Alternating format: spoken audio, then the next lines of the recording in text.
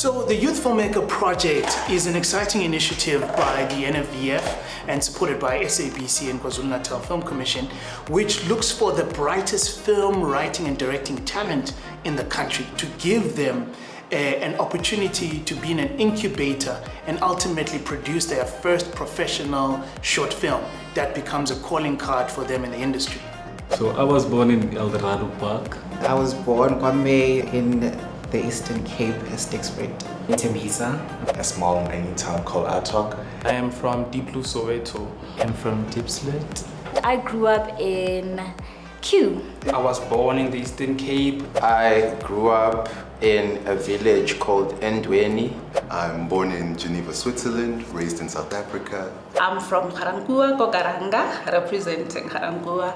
So the Youth Filmmaker Project did a public call out and nationally on radios, television, newspapers to ask previously disadvantaged people of color to apply for this program. I first saw the post in the NFVF website, and then a few days later, one of my associates, that I work with, he sent me the link, and then that's when I applied.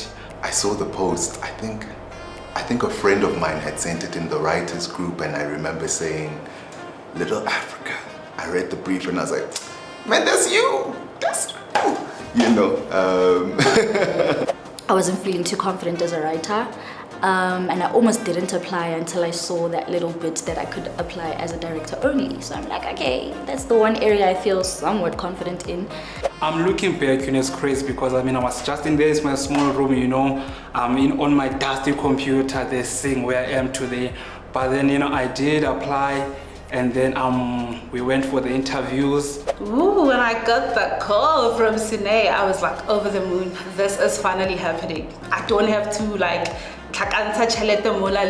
no, I had somebody who would I had hope that I would make it here. I got to be shortlisted and I was part of the people who were called in for interviews, and I always say, for me at least, don't make the mistake of getting me in the room.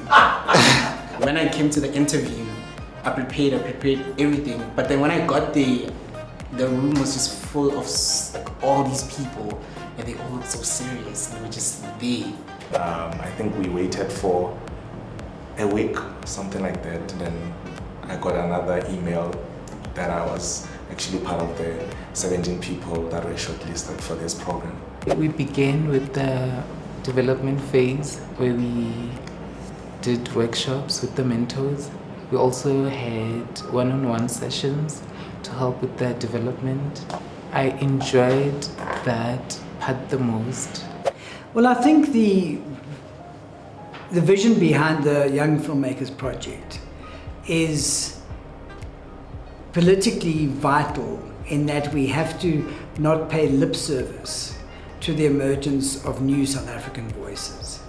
You've got to invest in them, you've got to give them the opportunity, you've got to put them through the grinder, and you've got to nurture, support, and make sure that young voices are given the opportunity to excel, to find their voices, and then to have the opportunity to have those voices represented on, hopefully, PBS, Public Service Broadcast. There's so much that we underestimate about films, and having industry practitioners who have experience, who come and train you in terms of how to structure your story, make it more reflective and more relatable to life. I think those were key things, because those things took me back into journaling and reflecting more back on myself as a filmmaker. Being part of the workshops and developing the script was really an eye-opening experience, in a sense that you start to see the truth of exactly what you need to do versus what you had in your head. So you always have this story in your head that this movie's gonna be like this and it's gonna have this element, and it seems cool up until they start poking at it and you realize that it's kind of empty. So far in the program, it has been an eye-opener. It has been an eye-opener because I had the privilege of being taught by industry professionals. I was equipped with the knowledge, with the insight of surviving in the industry. Well, the National Film and Video Foundation is an agency of the Department of Arts and Culture. that was established to enable the film industry to prosper and grow. As we celebrate our democracy, we also, as much as we want to look back, I think it's very important that we look to the future, right? That what kind of stories are we going to be making in the next couple of years, and what are the tools that we are giving young people in order for them to become self-sustainable. So the kind of jobs I did on set, on the job training, I was part of the Showmax film in Kize to Masimula. And there I worked in art department. So anytime someone still yells art, I get triggered, even when I'm talented, because I know everything needs to happen quick and now. The other internship that I did was also another film, but I was doing script supervising, which is something that I also found interesting because it's also part of the directing department, and I was close with the director and I learned more about directing by just watching and being the person who's doing script supervising. The table read, I think it's like listening to a voice note. The table read was like listening to a voice note. I hate listening back to my voice, but now I felt like I was listening back at my own voice and someone was reading it to me and I hated what I was saying.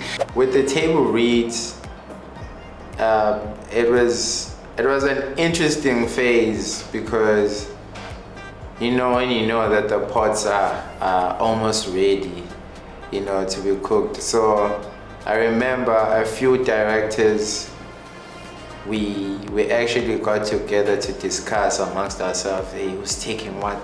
Prepping for my pitching, it involved references, going back to watch film, going back to my concept, what inspired me initially. It was a chance for me to communicate my film visually. It was exciting, but then at the pitching, there were some of the aspects that I missed. And then, I was helped, I was given some tips and notes that I went on back, to implement on my production Bible, which Sisanda complemented.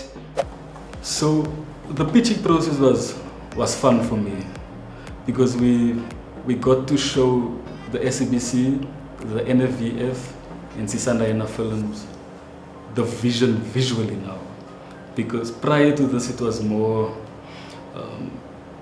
about what the script looks like, and now this is more about what we see as directors. Where do I see my film going? I see my film going to great heights because I understand the amount of work that was put into it. I can't just give myself the credit for that. It has so many hands on it that it has to do great. I see myself really writing more of my own films. I see myself securing funding for those films. It has really kind of like catapulted me into the film industry so fast. It's supposed to be a year program, but before even the year ended, I find myself in this position where I'm now kind of like feeling like they squeezed me in and I'm within the industry. I'm a little bit more braver in the way that I dream and a little bit more confident. But what I really hope for myself is that I keep on dreaming and soaring. Follow your heart, do what is right for you. If you have a dream, there is somebody who's willing to listen to it and make it come true. So, it is possible. Thank you very much.